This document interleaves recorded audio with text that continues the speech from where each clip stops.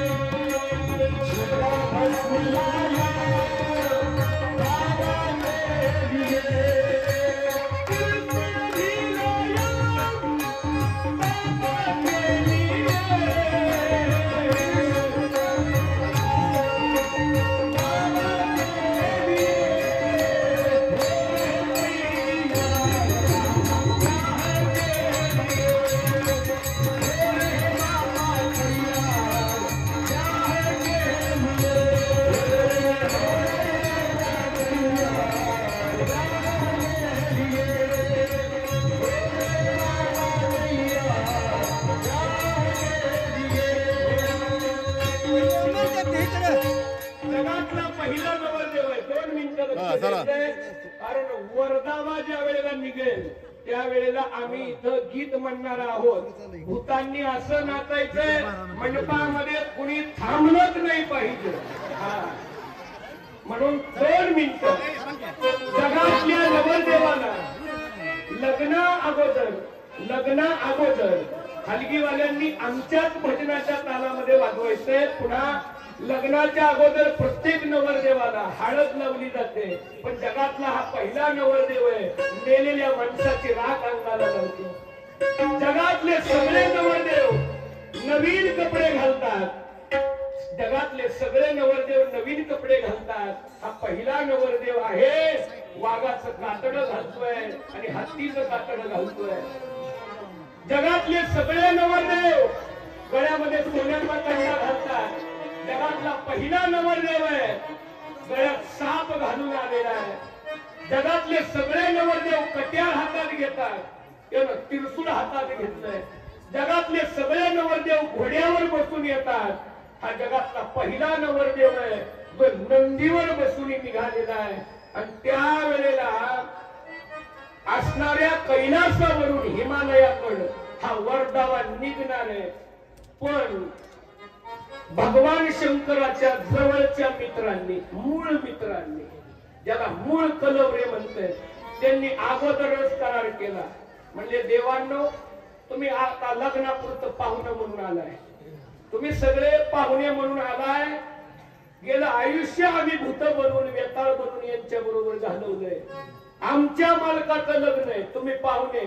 पाहुण्याने पाहुण्यासारखंच लग्नात राहायचं, लय नाटकं करायची नाही. मग तुम्ही पुढे चालायचं. आमच्या बापाची वरात आहे आणि आमच्या बापाच्या वरातीत आम्ही नाचणार म्हणले. हा, तुम्ही अजिबात गाणं थांबवा म्हणायचं. हा, डीजे वाल्याला खवळायचं. हा, अजिबात. कारण आता वरातीवर आमचा ताबा आहे. सगळे देव बघितले म्हणले हे काय सामान्य नाही. सगळे पुढे गेले, सगळे देव पुढे झाले आणि महादेवाच्या बरोबर आता मात्र नंदीवर बसून महादेवाची वरात निघाली. भूते वेताळ नाचती, भूते वेताळ नाचती,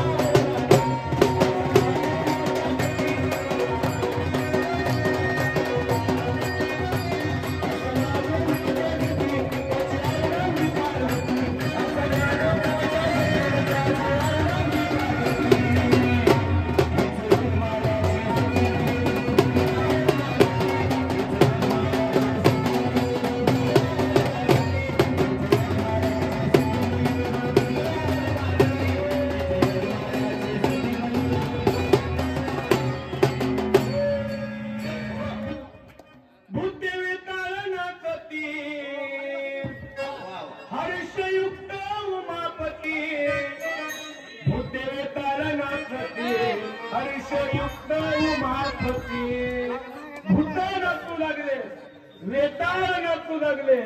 आता भूत भरपूर नाचलेली आहेत.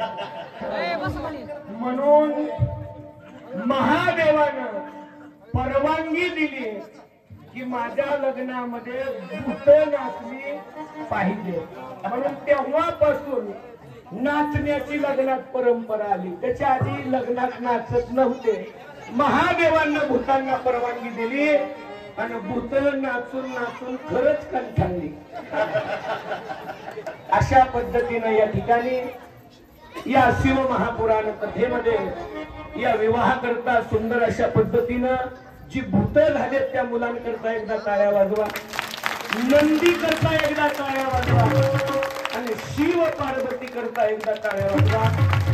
भगवान भैरवनाथ जन्म उत्सवाच्या निमित्तानं श्री क्षेत्र केम या ठिकाणी कैलासवासी गोरख बाबूराव तळेकर व कैलासवासी मारुती सूर्यभान लोकरे या असणाऱ्या दोन भाविकांच्या स्मरणार्थ त्यांचे असणारे सुपुत्र श्री